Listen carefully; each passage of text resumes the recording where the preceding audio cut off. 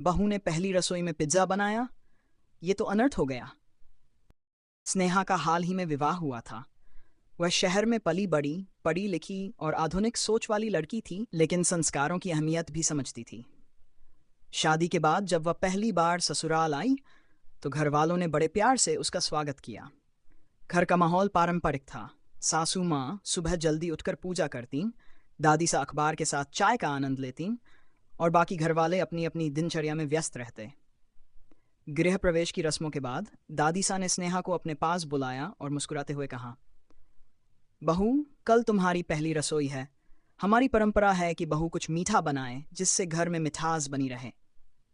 स्नेहा ने सिर हिलाकर हामी भर दी, लेकिन मन ही मन सोचने लगी, कुछ मीठा तो बनाऊंगी, लेकिन क्यों न इसमें थोड़ा ट्विस्ट डालूं। रात को जब वह अपने कमरे में गई तो रोहन उसका देवर आकर बैठ गया। भाभी बताओ तो, क्या बनाने वाली हो पहली रसोई में? स्नेहा ने मुस्कुराकर कहा, सरप्राइज।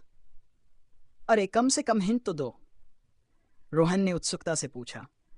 बस इतना समझ लो कि ऐसा कुछ बनाने वाली हूं जो सभी को पसंद आएगा, लेकिन पारंपरिक नहीं होगा, स्नेहा ने शरारती अंदाज में कहा।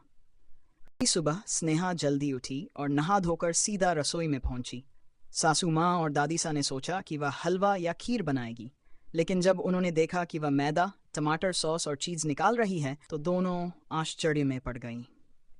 सासू माँ ने पूछा, बहू ये सब क्या कर रही हो?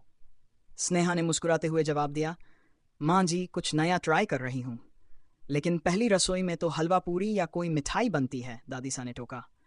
हाँ दादी सा, पर सोचिए ना, मिठाई तो हर त्योहार पर बनती है, लेकिन कुछ ऐसा क्यों न बनाऊं जिससे पूरा परिवार एक साथ बैठकर खाए और हंसे खुश हो?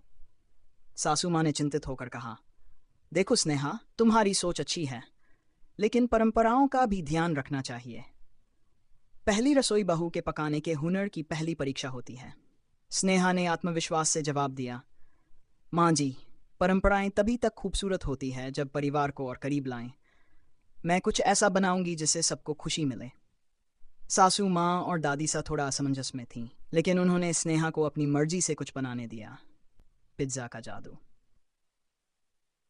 स्नेहा ने हाथों से ताज़ा आटा गूंथा, उसमें खमीर मिलाया और थोड़ी देर के लिए छोड़ दिया। फिर उसने ताज़ी सब्जियां काटी, चीज़ कद्दूकस किया और अपने स्पेशल सॉस की तैयारी की।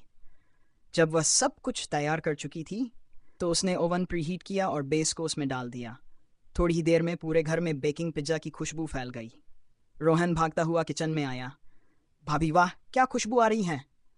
पीछे पीछे ससुर जी भी आ गए। अरे वाह, घर में इतनी अच्छी महक आ रही है, क्या पक रहा है? स्नेहा ने मुस्कुराते हुए कहा, बस थोड़ी देर में पता चल जाएगा पापा जी। घर वालों की प्रतिक्रिया। थोड़ी देर बाद स्नेहा ने गर्मागर्म पिज्जा ट्रे में रखा और हॉल में ले आई। पूरा परिवार उत्सुकता से उसे देख रहा था। दादी सा ने चश्मा ठीक करते हुए कहा, ये क्या बनाया है बहू?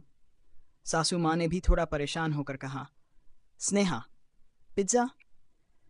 स्नेहा ने प्यार से समझाया, हाँ माँ जी, पिज्जा कोई विदेशी व्यंजन नहीं, बल्कि अब यह हमारे भारतीय घरों का भी हिस्सा बन चुका है। इसे खाने में सबको मज़ा आता है और सबसे अच्छी बात यह है कि यह सब मिलकर खाया जाता है, जैसे हम सब त्योहारों में साथ बैठकर खाना खाते हैं। रोहन ने बिना कुछ सोचे तुरंत एक बाइट ली और खुशी से उछल पड़ा, भाभी ये तो कमाल का बना है। ससुर जी ने भी चखते हुए कहा, वाह, इसका तो स्वाद भी बढ़िया है। अब सासू माँ और दादी सा की बारी थी। दोनों ने हल्की हिचकिचाहट के साथ एक बाइट ली। पूरे हॉल में सन्नाटा था। दादी सा ने धीरे से अपनी आंखें बंद की, स्वाद को महसूस किया और फिर आंखें खोलकर बोली, बहू ये तो सच में बहुत स्वादिष्ट है। सासू माँ ने भी मुस्कुराते हुए कहा, स्नेहा, तुम्हारी सोच सच में अलग है। तुमने दिखा दिया कि परंपराएं केवल व्यंजनों से नहीं बल्कि भावना से बनती हैं। अंत में एक नई शुरुआत। स्नेहा ने राहत की सांस ली और खुशी खुशी पूरे परिवार को पिज्जा परोसा। सभी मिलकर खाने लगे और घर में हंसी मजाक शुरू हो गया। दादी सा ने हंसते हुए कहा, बहू अगली बार हलवा भी बनाना, लेकिन अब से मैं तुम्हारे बनाए खाने का बेसब्री से इंतजार करूंगी। स्नेहा ने खुशी खुशी सिर हिलाया। आज उसने न सिर्फ अपनी पहली रसोई को यादगार बनाया, बल्कि यह भी साबित कर दिया कि आधुनिक सोच और परंपरा साथ मिलकर भी चल सकते हैं। रिश्ते केवल परंपराओं से नहीं, बल्कि समझ और प्रेम से मजबूत होते हैं।